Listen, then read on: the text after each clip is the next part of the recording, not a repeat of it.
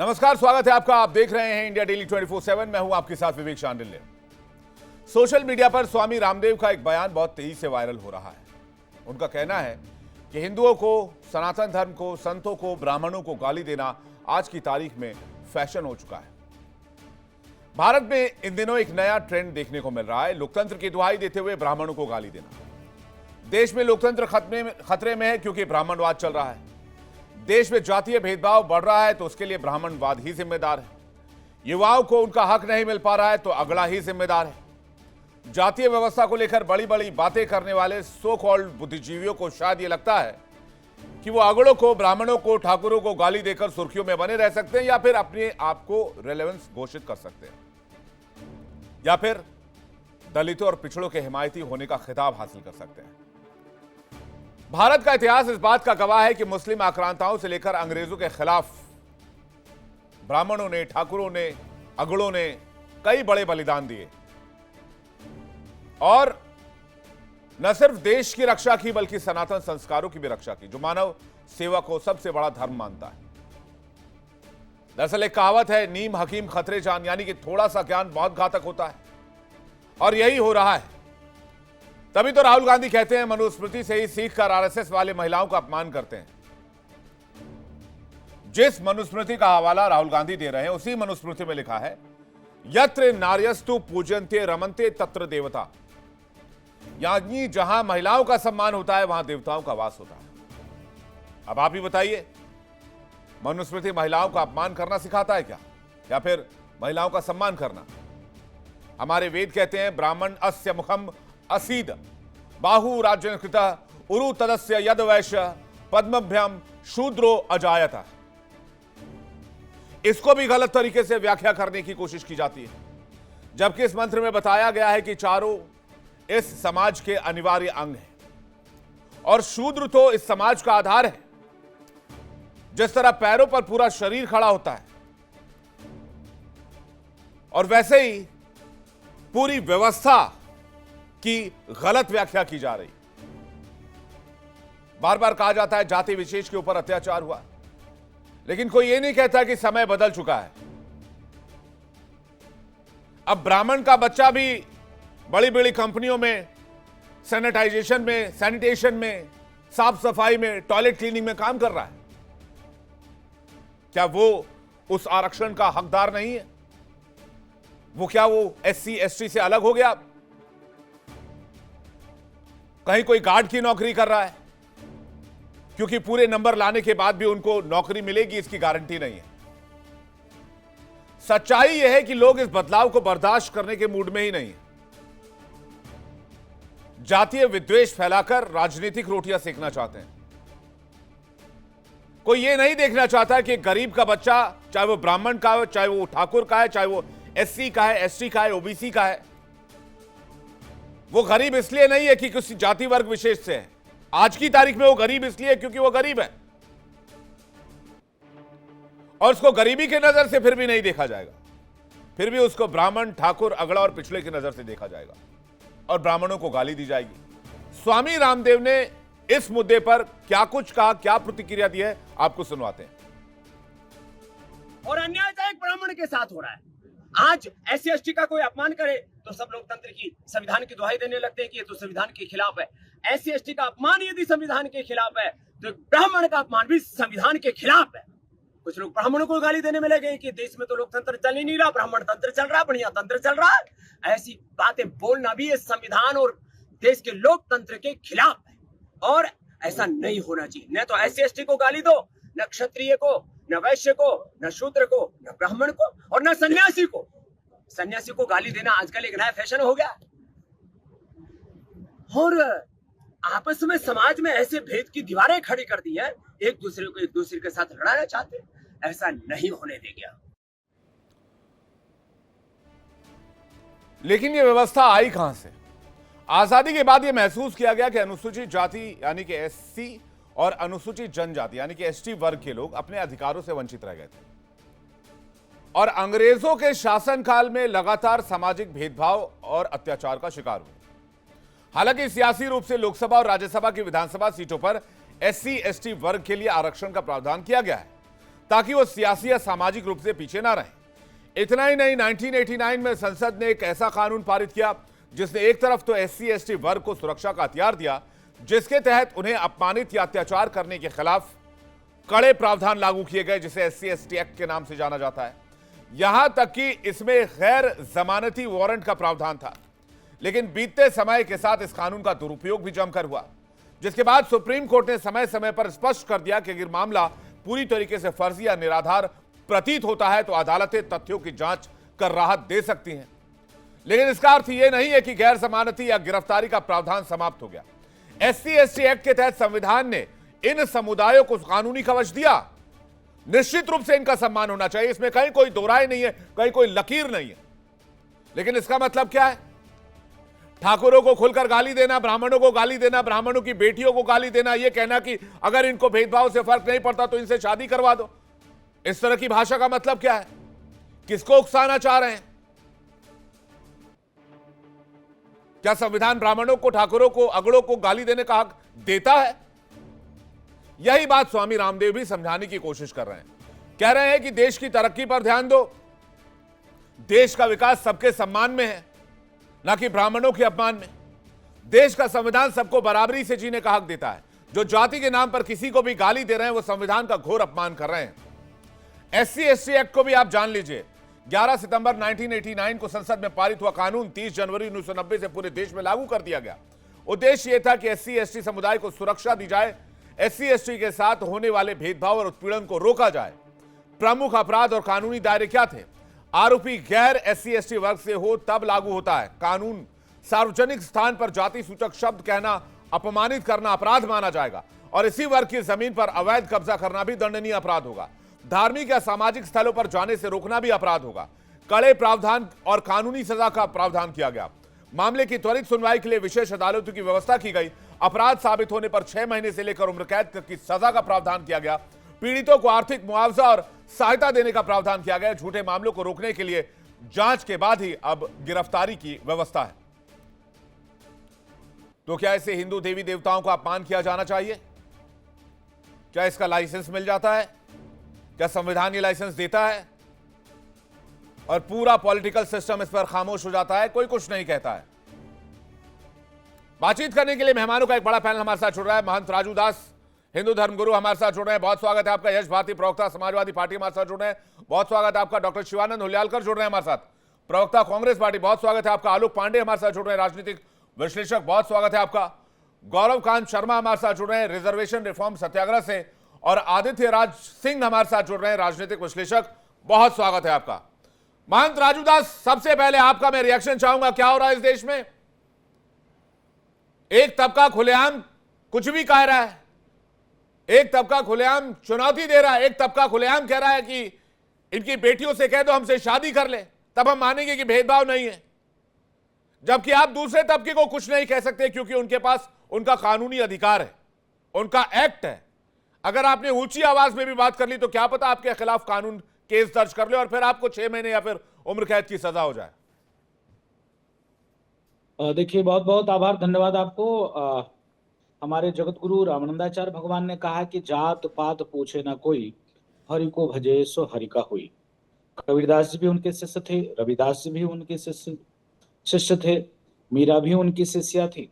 लगातार समाज में किसी भी प्रकार का कोई भेदभाव ना हो, इसके नाते पूरे उस संत परंपरा में उन्होंने ध्यान दिया और उस पर कार्य और काम किया। लेकिन आज विगत लगातार देख रहे हैं कि जिस प्रकार से संतों को, ब्राह्मणों को, ठाकुरों को, मनुवादी, तमाम प्रकार के शब्द कहे जा रहे हैं, लेकिन हमारे इस समाज में उसका कोई जगह नहीं है। किसी भी प्रकार से किसी भी वर्ग समुदाय के साथ, किसी भी जाति के, न तो कोई जाति छोटा है, ना कोई बड़ा है, ना कोई महान है। कर्म से व्यक्ति महान होता है, कर्म से व्यक्ति महान होता है, किसी उससे महान नहीं होता है। उसके कर्म अच्छे होंगे तो पूजा जाएगा। कर्म, रावण का कर्म राक्षसी प्रवृत्ति वाला है तो हर साल जलाया जाता है।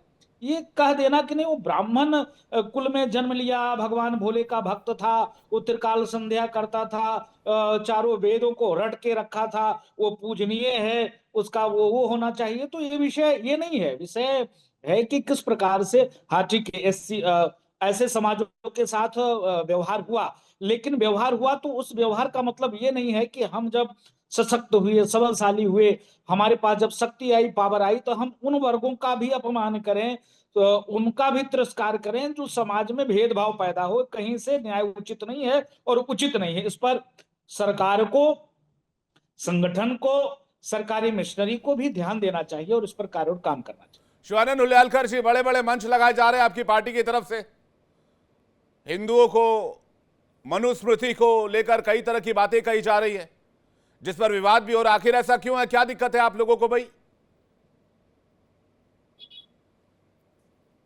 गुड इवनिंग आलोक सर और पूरा पैनलिस्ट को। विवेक जी, विवेक जी, मेरा आवाज आ रहा है? बिल्कुल आ रही है आपकी आवाज, बताइए ना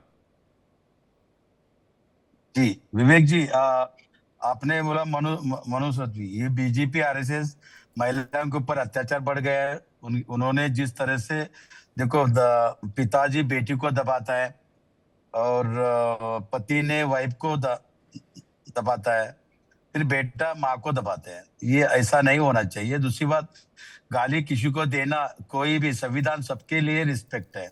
ब्राह्मण हो, एससी हो, दलित हो, जल जमीन जंगल आदिवासी हो, सबको, किसी को भी गाली देना किसी का हक और अधिकार नहीं है। और अपने अपने कानून के हिसाब से आर्टिकल 19 में कोई अपने अपने हिसाब से जी सकते हैं। ब्राह्मण हो, दलित हो, एससी हो, ओबीसी हो, किसी को गाली देने का अधिकार नहीं है। अगर कोई भी है तो कानून से आप लड़ सकते हैं। अभी महंत जी बैठे हैं, मैं बहुत रिस्पेक्ट करता हूँ महंत जी सर का, और मैं चरम स्पर्श करता हूँ यहाँ से। देखिए, मेरा कहना ये है कि ये जब से 2014 से लेकर 2024 तक नरेंद्र मोदी सरकार आने के बाद धर्म के नाम पे राजनीति तो चल रहे हैं। इन्होंने नितिन नवीन जी यूपी आने के बाद हनुमान जी बना के श्री हनुमान जी का नचवाया, तभी महंत जी आवाज अरे क्यों भाई नहीं उठाया? अरे भाई, आप लोग मनुस्मृति के पीछे क्यों पड़े? देश मनुस्मृति से चलता है क्या? आप कुरान की व्याख्या कीजिए बड़े बड़े एलईडी लगाकर। है हिम्मत आपके अंदर? लगाइए कुरान, लगाइए बाइबल, कीजिए व्याख्या, मैं मान जाऊंगा। आप सेक्युलर लोग हैं। अरे उल्टा देश मनुस्मृति से चलता है, संविधान से चलता है? संविधान से चलता है। तो फिर मनुस्मृति की व्याख्या करने का क्या मतलब है? नहीं तो महिलाओं को दबा रहे हैं, पहले से दबा रहे हैं। आज आरएसएस में महिला किधर है बताइए? नहीं तो फिर बाकी ग्रंथों की व्याख्या क्यों नहीं कर रहे आप? बाकी धार्मिक पुस्तकों की आप कुरान की व्याख्या क्यों नहीं करते? क्योंकि हिम्मत नहीं है। आपका पूरा पॉलिटिकल सिस्टम ध्वस्त हो जाएगा, वोट बैंक खसक जाएगा। आपने जहां उस पुस्तक को टच करने की कोशिश की, उल्टा कंगना रनावत बाबा रामदेव जी का अपमान किया। कंगना रनावत जी बीजेपी प्रवक्ता। अरे भाई, आप बोलिए, आप में हिम्मत क्यों नहीं है? आप बोलिए, आप में हिम्मत क्यों नहीं है? आप व्याख्या कीजिए, बाइबल की व्याख्या कीजिए, कुरान की। कभी नहीं खेला विवेक जी। उल्टा बीजेपी श्री राम प्रभु जी को। आलोक पांडे जी कुछ कहना चाह रहे हैं, उसके बाद यश भारती और आदित्य राज और गौरव खान जी आपके पास आ रहा हूं। आलोक पांडे जी कुछ कह रहे हैं। ठीक है, आलोक पांडे जी जल्दी से। आलोक पांडे जी, ये कह रहा हूँ शिवानंद जी से कि अगर बाइबल के ऊपर कुछ कहेंगे तो कांग्रेस में ये नहीं रह पाएंगे, और अगर कुरान में कुछ कहेंगे तो इनकी गर्दन नहीं रह पाएगी। तो गर्दन भी तो रहना जरूरी है, जिंदे नहीं रहेंगे गर्दन कट जाएगी इनकी। कुरान पे दे रहे हैं, उसमें तो नामे कितना गड़बड़ है, वो कुरान के अनुसार नहीं चल सकता। लेकिन ये देश दो तरह चलता है, ये तो संविधान से चलता है, ये शरीयत से चलता है, ये मनुष्य से नहीं चलता, लेकिन कुरान से चलता है ये देश। इस देश के 15% लोग कुरान से उनका चलता है, मनुष्य से 1% नहीं चलता। कुरान से 15% लोगों का सिविल लॉ गवर्न होता है। ये देश कुरान और संविधान से चलता है। लोगों को डराना, धमकाना, चढ़ावा चोरी हो गया। कब उठाया आपने? कब आवाज उठाया?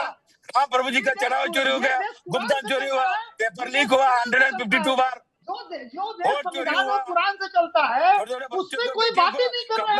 मैं तो कह रहा हूँ कुरान से देश चलता है। भारत के संविधान में कुरान के अनुसार देश चलाने की व्यवस्था की है। कुरान में तो बोलो कुरान से देश चलता है सर, कुरान से देश चलता है। इस देश का 15% मुसलमान कुरान से अपने आप को गवर्न कराता है, लीगल आपने सपोर्ट दिया है। अम्बेडकर के संविधान के हिसाब से देश चलेगा। जवाहरलाल नेहरू ने हमसे छीन लिया था जबरदस्ती। जवाहरलाल नेहरू ने हमसे जबरदस्ती हिंदुओं का सिविल लॉ छीन लिया और मुसलमानों का सिविल लॉ आपने कुरान के अनुसार उनको अधिकार दिया हुआ है। कांग्रेस को क्यों छीना था हमारा सिविल लॉ? अरे मैं सीधा पूछना चाहता हूं, अगलों से क्या परेशानी है? यश भारती जी, क्या दिक्कत है भाई? इस पॉलिटिकल सिस्टम में नैरेटिव गड़े गए, भूरा बाल साफ करो। इसी पॉलिटिकल सिस्टम में एक और नारा जो है वो गढ़ा गया, इसी अगड़ी व्यवस्था के खिलाफ। क्यों ऐसा पॉलिटिकल सिस्टम डेवलप किया गया? क्या बांटो और राज करो की नीति इस राजनीति में नहीं है? यश भारती जी।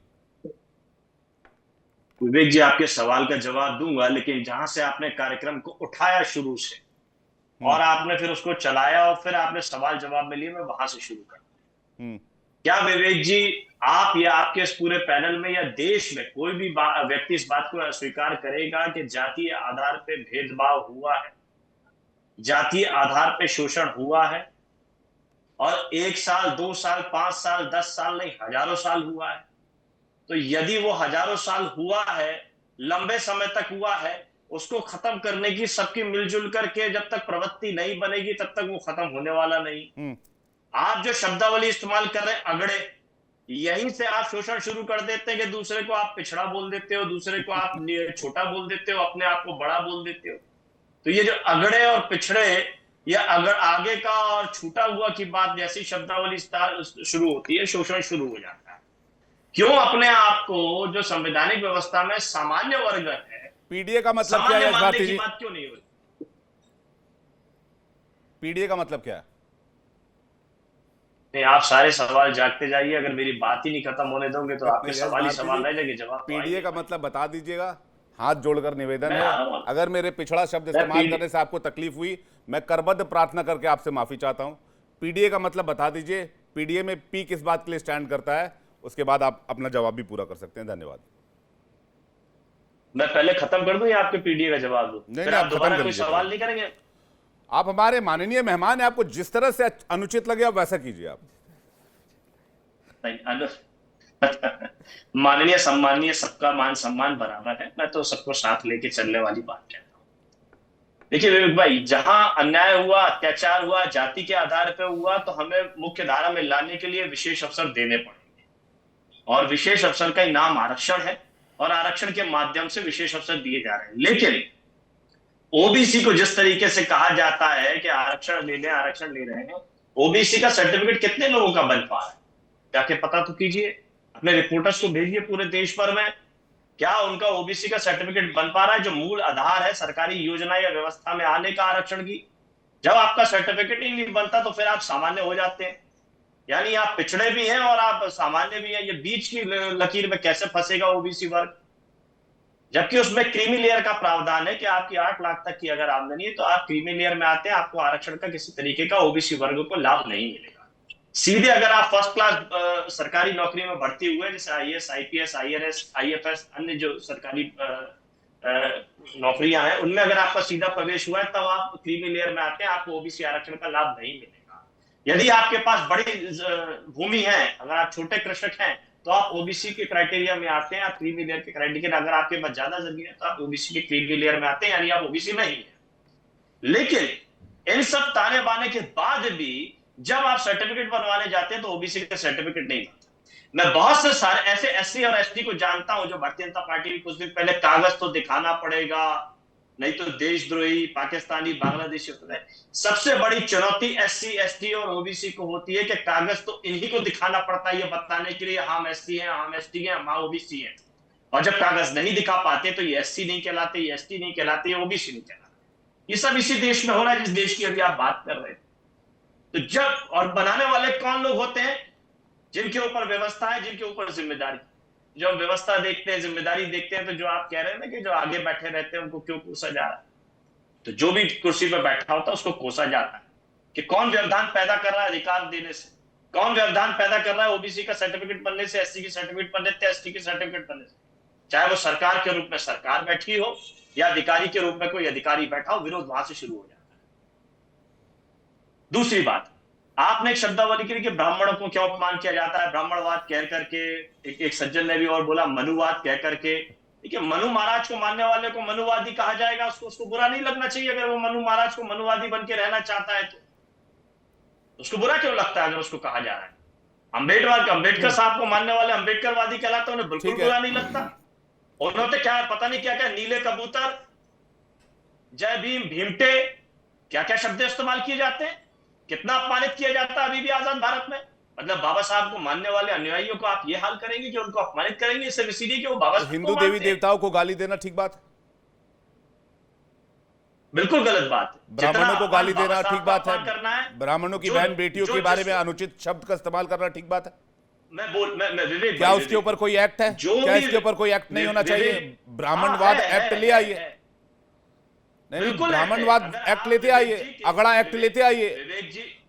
विवेक जी, गैर जमानती वारंट लगना चाहिए। जब भाई SC ST को कोई ओबीसी को कोई कुछ कह दे तो विवेक जी सुनिए ना, विवेक जी सुनिए ना, सिर्फ मैं ही सुनो। किसी को भी अपमानित करेंगे, किसी को भी गाली देंगे, आप जाके थाने में FIR कर सकते हैं, लेकिन तो FIR लिखी फिर SC ST एक्ट हटवा दीजिए ना। फिर भाई जब प्रावधान सबके लिए बराबर है तो फिर बराबर रहने दो। फिर आपको जी मैं एक एक करके आ रहा हूं। आदित्य राज सिंह कुछ कहना चाह रहे हैं, उसके बाद गौरव कांत शर्मा जी। आदित्य राज जी। अभी सपा के जो प्रवक्ता माननीय महोदय बैठे हुए हैं, इतिहास का बड़ा प्रकांड विद्वान बनकर के इतना दावा कर रहे हैं कि जाति के आधार पर शोषण हुआ, जाति के आधार पर शोषण हुआ। इतिहास की किसी किताब में प्रमाणिक तौर पे नहीं मिलेगा कि जाति का शोषण हुआ कि नहीं हुआ, लेकिन हर कोई जानता है 1000 साल तक धर्म के आधार पर शोषण हो रहा था। धर्म के नाम पर गोली मार दिया जाता है इस देश में, पुलवामा में आप जाइएगा तो, जम्मू कश्मीर में, लेकिन उसके ऊपर आप टिप्पणी नहीं कर सकते हैं। आप नहीं टिप्पणी करिएगा जब गुस्ताखे नबी की एक ही सजा सरपंच से जुदा जैसे नारे लगाए जाएंगे। आप लोग भगवा आतंकवाद जैसे शब्द कर दीजिएगा। उसके बाद जो दूसरी बात आप लोगों ने कही कि इस देश में मनुस्मृति मानी जा रही है, मुझे ये बताइए, मनुस्मृति तो हिंदू धर्म में कोई मानता होगा कि नहीं मानता होगा ये मुझे नहीं पता है, लेकिन इसी देश की संवैधानिक व्यवस्था में शरीयत लॉ माना जाता है और शरीयत लॉ के तहत काफिरों के खिलाफ कार्रवाई की जाती है। उस समय पे कहां चल जाता है आपका ओपनिज्म? कोई सवाल नहीं बनता है, आप उसके ऊपर कोई टीका टिप्पणी नहीं कर पाते हैं। एक तरफ आप कहते हैं भूरा बाल साफ करो, दूसरे तरफ आप आकर के कहते हैं कि सबको साथ लेकर के चलो। ये दोनों एक साथ कैसे हो सकता है? अगर आपको अगर आप इस बात का दावा कर रहे हैं, आप जब बोल रहे थे तो सब सुन रहे थे, एक बार सुन लेते हैं। का दावा कर रहे हैं कि किसी भी व्यक्ति का सम्मान या अपमान हुआ है तो उसके लिए कानूनी प्रावधान होना चाहिए, तो क्यों आप इस बात का दावा नहीं करते कि आज की तारीख में अगर अगड़ों का अपमान जाति के आधार पे होता है तो इस देश में यूनिवर्सल कास्ट एक्ट होना चाहिए, जिसके अंतर्गत किसी भी जाति का कोई व्यक्ति किसी को गाली दे तो बराबर सजाओ। तो ब्राह्मणों के लिए नियम अलग रहेगा सजा का और दलितों के लिए अलग हो जाएगा। मेरे तिलकधारी भाई, तिलक लगा के इतना ज्ञान दे रहे हो, थोड़ा ये भी तो बता दो, अगड़ा कौन? अगड़ा कौन? वही तो मैं आपसे पूछ रहा हूँ, जिसको इस देश का पॉलिटिकल सिस्टम बुरा बाल साफ करो करने की बात करता है। ठीक है, एक एक करके, ठीक है, एक एक करके। गौरव कांत शर्मा जी, मैं वापस आ रहा हूँ। यश भारती जी, सबको एक एक करके प्लीज। गौरव कांत शर्मा जी, अगड़ा कौन? मैं कांग्रेस के प्रवक्ता से पूछना चाह रहा हूँ। आवाज आ रही है सर? सभी को नमस्कार। बिल्कुल आ रही है सर, नमस्कार। आ रही है। मैं कांग्रेस के प्रवक्ता से पूछना चाह रहा हूँ, क्या मस्जिदों में महिलाओं को एंट्री बैन है वो मनुस्मृति की वजह से है? क्या जो 3 तलाक दिया जाता है वो मनुस्मृति की वजह से दिया जाता है? क्या हलाला किया जाता है वो मनुस्मृति की वजह से किया जाता है? इस पर आप कुछ नहीं बोलेंगे। पूरी दुनिया जानती है कि आतंकवाद किसकी वजह से है, कौन सी किताब की वजह से है। अगर आप लोगों में दम है उस पर क्वेश्चन उठा के दिखाइए, लेकिन नहीं, आपको केवल और केवल भारतीय संस्कृति पे अटैक करना है। भारतीय संस्कृति पर हजारों साल से अटैक किया जा रहा है, आप भी वही कर रहे हो। तुरंत गौर से मुर्दाबाद बोलो। और रही बात आप बहुत हिंदू दिखा रहे हो, तुरंत गौर से मुर्दाबाद बोलो, बोलो दम आप में। हाँ, गौडसे ने हत्या की, गौडसे ने गांधी जी की हत्या की, लेकिन आपकी नजर में अफजल अंसारी, आपकी नजर में कसाब आतंकवादी नहीं है। आपकी नजर में सिखों का नरसंहार हुआ, उस पर बोलो। खेल रहे हो, बोलो। बाबा साहब अम्बेडकर का अपमान कर रहे हो, दलितों का अपमान कर रहे हो, मुस्लिमों का अपमान कर रहे हो। गलत किया, सिखों का नरसंहार। एक एक करके देखिए, आवाज क्लैश हो रही है। एक एक करके बोलो। गांधी जी क्या? अरे एक एक करके, शिवानंद जी आ रहा हूं आपके पास, गौरव कांत शर्मा जी पूरा कर जी मैं पूछ रहा हूं, जब गांधी जी की हत्या होने के बाद जो महाराष्ट्र में 57 ब्राह्मणों का जो नरसंहार हुआ, वो किसने किया? वो कांग्रेस ने किया। कांग्रेस हत्यारे है ना, बोलो सामने तो बोल के दिखो। और मैं अखिलेश यादव को जो प्रवक्ता बैठे हैं उनको पूछना चाहूंगा कि जो शोषण की बात कर रहे हैं, तो अखिलेश यादव के पूर्वज भी तो सामान्य थे ना, आपके तो क्या उन्होंने शोषण करा? बस करके चमका निकला है। राहुल गांधी तो शर्म आना चाहिए। क्या पढ़ाई किया आपने? क्या उनके पूर्वजों ने शोषण करा? नहीं। हिंदू हाल तुम्हें एक नरेटिव बनाया, शोषण किया, किसी भी क्या है? शास्त्र में डुप्लीकेट नाम देकर अरे एक एक करके, एक आरएसएस नहीं है भाई, आरआरएस है वो शिवानंद भाई, आरआरएस है वो। प्रूफ दे रहा हूँ, मैं आपको प्रूफ दे रहा हूँ समानता का, मैं आपके का प्रूफ दे रहा हूँ। अंग्रेजी किताबें पढ़ते हो ना, अंग्रेजी रिपोर्ट पढ़ते हो, मैं प्रूफ दे रहा हूँ। एक बात बताइए, मैं बहुत सीधा सा सवाल पूछता हूँ। यश भारती जी एक सेकंड दीजिएगा, आलोक पांडे जी काफी देर से इंतजार कर रहे हैं और हमारे साथ महंत राजू दास जी भी हैं। भाई आप लोग कहते हैं कि भाई, मैं आलोक पांडे जी और यश भारती जी, आप लोग कहते हैं कि भाई जो है, जो निम्न वर्ग के लोग हैं, जो SC ST OBC वर्ग हैं, उनके साथ अगड़ों ने शोषण किया। एक सेकंड शिवानंद भाई, एक सेकंड रुक जाइए, मैं आ रहा हूं आपके पास। शिवानंद जी एक सेकंड रुक जाइए। भाई आदित्य यहां पर हैं, आदित्य भी पढ़ाई लिखाई करते हैं, आप सभी पढ़े लिखे लोग हैं। इस देश में मुगल कितने साल रहे? 400 साल। इस देश में अंग्रेज कितने साल रहे? लगभग 250 साल, 250-300 साल रहे। भाई 700 साल तो मुगलों और अंग्रेजों का शासन था, तो फिर इसमें ब्राह्मण और ठाकुर कौन कहां शोषण कर रहा था? तो रोने लगेंगे सब। भाई आप कहते हैं हजारों साल से ऐसा हो रहा था। यश भारती जी और शिवानंद जी से मेरा सवाल है, आप दोनों में से जो इसका जवाब दे दे। जी यश भारती जी। देखिए आदित्य जी कह रहे हैं रोने लगेंगे, रोने का काम तो इन्होंने किया, जवाब नहीं दे पाए। मैंने ज्योतिबा फूले जी का बताया, सावित्रीबाई फूले जी अगर शिक्षा के लिए जब निकली घर से महिलाओं की शिक्षा के लिए, तो सबसे ज्यादा कौन रो रहा था? उनके ऊपर गंदगी मलमूत्र कौन फेंकने का काम कर रहा था? किनको दिक्कत हो रही थी? किनको दिक्कत हो रही थी? तब अंग्रेजों का आलोक पांडे जी, इसके बाद में आ रहा हूं आपके पास, इसके बाद में आ रहा हूं आपके पास। भाई 700 साल जब देश गुलाम था, कभी अंग्रेजों का कभी मुगलों का, तो फिर ब्राह्मणों ठाकुरों ने शोषण किसका कर लिया? मेरा सवाल ये था। आपने रोने वाली बात पे जवाब दे दिया, ठीक है। आपने कहा कि भाई मलमूत्र फेंके जा रहे थे, आज तो हिंदू देवी देवताओं पर खुलेआम अंडे फेंके जा रहे हैं, पूरा पार्लियामेंट चुप है, कोई बोलने को तैयार नहीं है।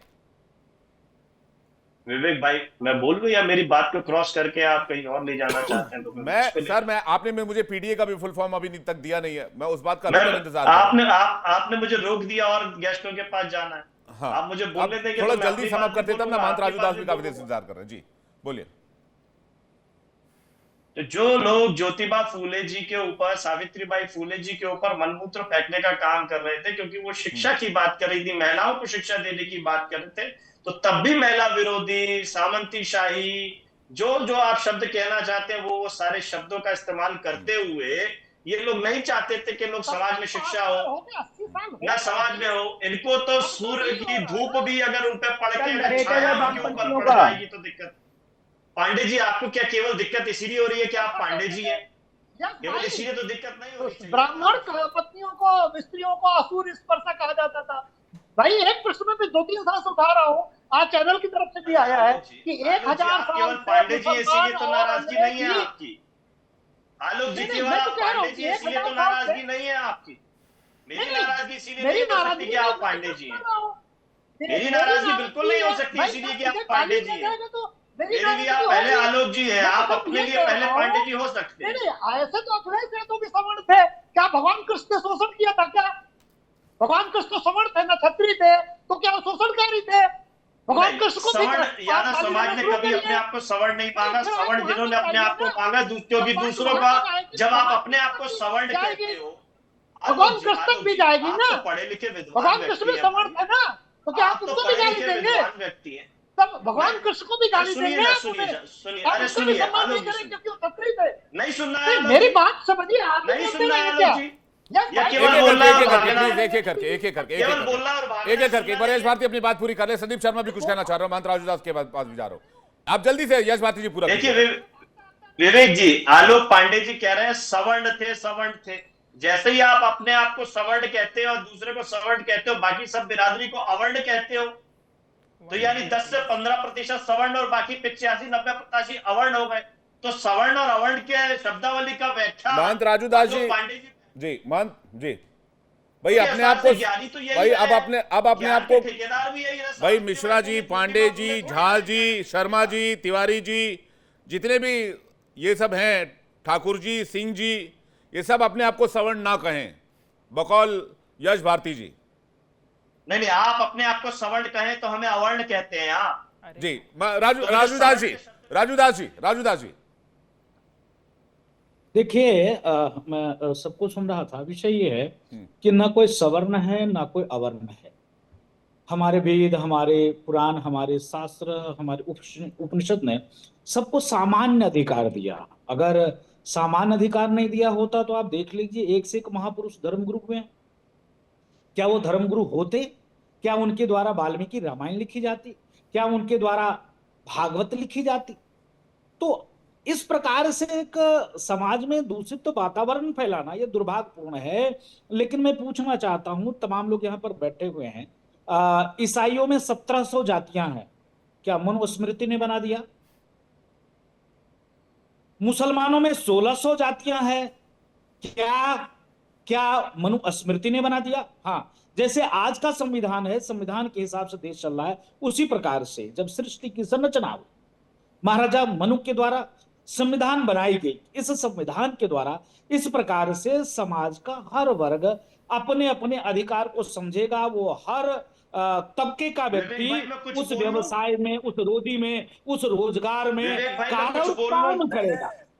राजू महंत जी बताइए, संविधान रामलीला में किसने पढ़ा था? संविधान एक एक करके यश भारती जी का, शिवानंद जी बोल रहे उसके बाद संदीप जी आपके पास आवाज में सुन नहीं पा रहा हूँ। राजस्थान का उन्होंने श्री राम प्रभु जी का दर्शन लेने के बाद आप लोग गंगा जल से धो के लिया। हमारा नेता कांग्रेस पार्टी प्रेसिडेंट मल्लिकार्जुन खड़गे हल्द्वानी में प्रोग्राम लेने के बाद होम हवन करवाया। जी हम जी आपको जवाब देना चाहते हैं। देखिए, हमारे परंपरा में एक मिनट सुन लीजिए, एक मिनट। देखिए, हमारी जो परंपरा है, उस परंपरा में आप देखोगे, अगर कोई अच्छा कार्य करते हैं तो पहले हम क्या करते हैं, वो पूरे परिसर को गोबर से लीपते हैं, जल छिड़कते हैं, शुद्धि करते हैं। कहने का मतलब है, कोई पवित्र कार्य करना हुआ, कोई नया कार्य करना हुआ, तो हम सत्यनारायण व्रत की कथा सुनते हैं। उसकी तो ये इसको आप गलत, इसकी भाव है। अरे भाई, अपने घर में भी गंगा जल छिड़कते हैं, कोई पूजा हवन कराते हैं, तो इसमें क्या हो गया? क्यों बुरा मान जाते हैं आप लोग? यश भारती कुछ कहना चाह रहे हैं। राजू दास जी वापस आ रहा हूं, आपका कथन बिल्कुल सही है, किसी शुभ काम की शुरुआत गंगा जल से क्यों नहीं हो सकती? यश भारती कुछ कहना चाह रहे हैं, एक सेकंड हुलियालकर जी, उसका संदीप शर्मा आपके पास आ रहा हूं। यश भारती जी जल्दी पूरा कीजिएगा। भाई, अगर ब्राह्मणों को कोई बुरा भला कह रहा है, कोई अपमानित कर रहा है, तो वो भाजपा और आरएसएस के लोग कर रहे हैं। परशुराम जयंती की समाजवादी पार्टी में सरकार में छुट्टी अवकाश घोषित किया गया था, उसको बंद करने का काम योगी आदित्यनाथ ने किया। जो योगी आदित्यनाथ अपने आपको क्षत्रिय कहते हैं, क्षत्रिय होने पर गर्व महसूस करते हैं, तो ये हिसाब किताब मेरी ये डिबेट पॉलिटिकल नहीं है, पहले इस बात को समझना होगा यश भारती जी। दूसरी बात ये, अगर पॉलिटिकल लाइन पर आप आना चाहते हैं तो क्या आपने इस बात का विरोध किया, तिलक, तराजू और तलवार, इनको मारो जूते चार? अरे विवेक जी, पूरी बात तो हो जाने दीजिए भाई। दूसरा, फिर मोहन भागवत जी कहते हैं कि ये जितनी जातियां और जातियों के आधार पर अत्याचार जो किया वो ब्राह्मणों ने किया, ये मोहन भागवत कहते हैं, आरएसएस प्रमुख। तो हिसाब किताब करिए ना भाई उनसे जाकर के। ये जो हमारे विद्वान आदित्य जी बैठे, करें उनसे हिसाब किताब, क्यों अपमानित करते हैं? क्यों आप क्यों नहीं करेंगे?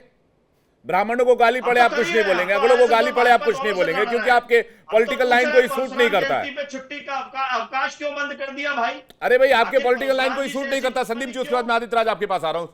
माफ कीजिएगा, गौरव खान शर्मा जी कुछ कहना चाहिए। गौरव खान जी, मेरा ये कहना है, ये बार बार जो नरेटिव गढ़ा गया कि शोषण हुआ कि रिटन डॉक्यूमेंट दिखा दो हमारे लिए, और हम आपको बता रहे हैं कि एजुकेशन सभी को मिलती थी गुरुकुल में। ये झूठ बोलते हैं आप। मिस्टर एडम की रिपोर्ट है बिहार से रिलेटेड, जो बिहार और बंगाल में उन्होंने सोच किया था, उन्होंने रिपोर्ट ब्रिटिश पार्लियामेंट में सबमिट की, और वो बताते हैं कि इस देश में औसतन हर गांव में एक गुरुकुल, एक स्कूल होता था। और उसमें सारी जातियों के लोग पढ़ते थे और ज्यादातर संख्या शूद्र समाज से थी। और यहां तक ही नहीं, जो टीचर होते थे जो वो सभी जातियों से होते थे।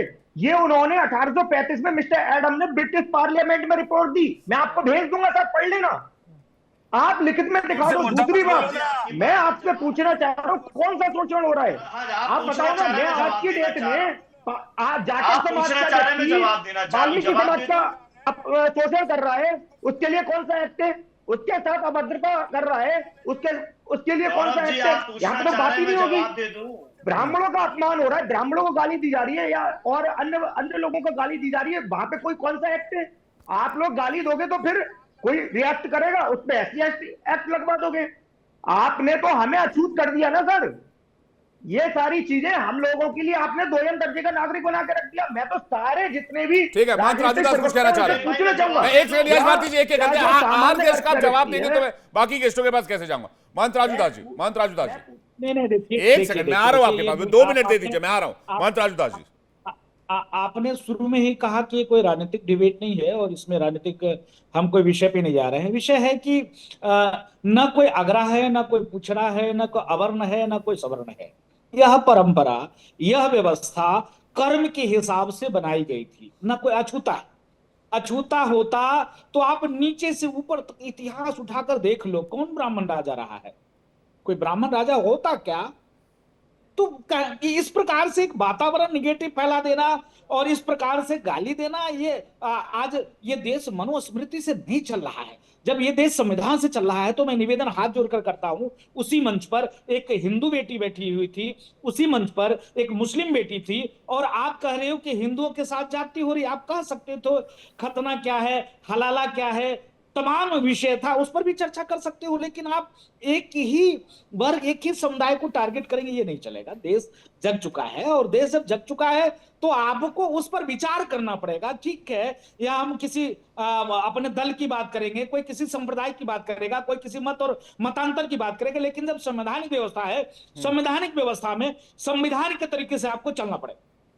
आदित्य आप कुछ कह रहे हैं? आदित्य, 2 बातें ऐतिहासिक रूप से पूरी तरह से स्पष्ट कर देना चाहूंगा कि जैसा कि ये कह रहे थे कि कहीं से भी दलितों को पढ़ने नहीं दिया जाता था, तो गुरुकुलों में 19वीं सदी तक 80% सीटें दलितों के लिए रिजर्व हुआ करती थी। आप जाकर के इतिहास पढ़िए, इतिहास की समझ आपको है नहीं, आकर के टीका टिप्पणी करने लगते हैं। और दूसरी बात जो आप कह रहे हैं, सावित्रीबाई फूले, ज्योतिबा फूले पे मल फेंक दिया जाता था, वो महिलाओं का अपमान नहीं था क्या? तो मुझे ये बताइए, आपके ही पार्टी के सबसे बड़े नेता मुलायम सिंह यादव मंच से खड़े होकर के कह देते थे कि ये जवानी में लड़कों से गलतियां हो जाया करती हैं, ये महिलाओं का अपमान नहीं। तो क्या आप महिलाओं को भारत रत्न का सम्मान दे रहे थे? वाह वाह मेरे लल्ला, वाह वाह, बहुत बड़ा इतिहास पढ़ा, इतिहास बता दिया, बहुत बढ़िया, ये इतिहास का ज्ञान है तुम्हें। ठीक है, अब विवेक भाई मैं जवाब दे दूं अपनी बात का? हाँ दीजिए जल्दी से। ये लल्ला को आपने बैठा के लल्ला लोरी सुनवा रहे हो हमें। यही हाल है, यही रिस्पेक्ट है इन लोगों के नजर में, इस देश की जेनजीज का यही रिस्पेक्ट है। लल्ला लोरी नहीं सुनी क्या? नहीं सुनी लल्ला लोरी? शब्द है, युवाओं की इज्जत नहीं होनी चाहिए क्या यश भारती जी? भाई आप भी कभी युवा रहे होंगे, युवाओं का सम्मान करना जरूरी है भाई साहब, ऐसा मत कीजिए प्लीज। ये जो गौरव जी ने बात कही, मैं उस बात का जवाब दे रहा हूँ। गुरुकुल की बात कर रहे थे गौरव जी, मुझे लगता है उनको बेहतर पता होगा, जो ऐतिहासिक तथ्य चाहते थे, रिकॉर्ड में बात चाहते थे, एकलव्य के बारे में पता होगा, किस तरीके से गुरु दक्षिणा में उसका अंगूठा ले लिया था, और रिकॉर्ड आपने पढ़ा होगा, बेहतर तरीके से पढ़ा होगा।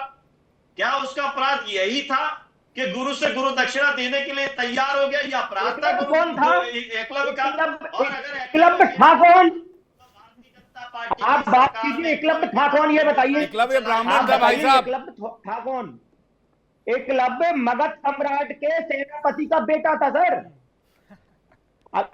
एकलव्य मगध सम्राट के सेनापति का बेटा था, और वो चोरी से अगर अपने अगर ज्ञान चुराएगा, आज की डेट में अमेरिका क्यों ले रहा है? या आतंकवादी को अगर जो मिसाइल वगैरह बनाने की जा रही? गुरु द्रोणाचार्य जो पांडव थे और कुरुक्षेत्र के जो लोग थे, उनके लिए पढ़ाने के लिए बाध्य थे। तो वो चोरी से अगर शिक्षा ले रहे थे, और वो भी दुश्मन सेना का व्यक्ति था। एकलव्य मगध सम्राट के सेनापति का बेटा था, कोई नॉर्मल व्यक्ति नहीं था। समझ रहे हो? ये बात समझने की जरूरत गुरु दक्षिणा में अंगूठा क्यों लिया? है। गुरु दक्षिणा में अंगूठा क्यों लिया? आज आप बताओ, दे दो सारे आतंकवादियों को परमाणु। हाँ, अब गुरु तो दक्षिणा कौन सी बताइए आप? ऐसे कौन सी गुरु दक्षिणा? ऐसे ऐसे तो हजारों एग्जाम्पल पड़े हुए भाई साहब। मैंने इस पॉइंट को प्रभु श्री राम ने सबरी के बेर चकचक के उन्होंने खिलाए थे, वो तो प्रभु श्री राम पूरा जूठा खा रहे थे। तब फिर आपका ये पूरा का पूरा नैरेटिव ध्वस्त हो जाएगा। यश भारती जी, ये देखिए, एक एक पॉइंट को उठाकर टीका टिप्पणी करना कि पूरा नैरेटिव चेंज कर देना। मैंने अच्छा, आप बताइए मौर्य साम्राज्य का विस्तार कहां तक था? ये पॉइंट गलत है वैसे। एक तरफा मत होइए। मैं एक तरफा नहीं हो रहा हूं, मैं कह रहा हूं यश भारती जी, मौर्य डायनेस्टी कहां तक फैला होता, बताइए मुझे। अरे हमें कुछ और मौर्य डायनेस्टी के लोग कौन थे भाई? अफगानिस्तान से लेकर आपका पूरा हिंदू कुश पर्वत, पूरा आपका इधर बांग्लादेश, म्यांमार से लेकर पूरा हिंदुस्तान, पाकिस्तान, सब मौर्य डायनेस्टी था। विवेक भाई, हमें तो ये पता है कि चाहे ब्रिटिश रहे हो, चाहे मुगल रहे हो, भारती जी, मैं देखिए यश भारती जी, आपके खून का रंग भी लाल है और मेरे खून का रंग भी लाल है। अगर दोनों के खून को मिला दिया जाए तो फर्क करना मुश्किल हो जाएगा कि यश भारती का कौन है और मेरा कौन है। तो इस हिसाब से देखिए, इस देश की सियासत का ये तकाजा है, ये रवायत है कि कास्टिज्म पॉलिटिक्स करनी है, जिसको अंग्रेजों ने इंट्रोड्यूस किया। अंग्रेजों के पहले ये कास्ट पॉलिटिक्स था ही नहीं। अंग्रेजों का हिसाब किताब था डिवाइड एंड रूल। मत कीजिए, मैं फिर वही कह रहा हूं, बेटी देने की बात कर रहे थे, मैं उस पर थोड़ी सी बात कर रहा हूं। आज जो ये जहर है समाज में, अरे विवेक भाई, ये जो किसी पैनलिस्ट ने बेटियों की बात नहीं की, आपने बेटियों का जिक्र किया। मैंने कहा कि ब्राह्मणों की, मैंने कहा बिल्कुल कहा, डंके की चोट पर फिर कहता हूं। गौरव कांत शर्मा मुहर लगा देंगे, आलोक पांडे जी बैठे हुए मुहर लगा देंगे। कई ऐसे बयान आए हैं, सुनिए ना, सोशल मीडिया पर ऐसे बयान भरे पड़े हैं। आलोक पांडे जी, मैं सर सिर्फ आपकी सुनता रहूं तो बाकियों को भी तो सुननी है मुझे। मैं तो कम से कम इस बारे में न्याय कर सकता हूं। आलोक पांडे जी कुछ कह रहे हैं, प्लीज एक सेकंड रुक जाइए, मैं आ रहा हूं आपके पास। आलोक पांडे जी, देखिए, पूरा जो भारत का इतिहास है, एशिया का सबसे बड़ा एम्पायर चंद्रगुप्त मौर्य ओबीसी जाति का था।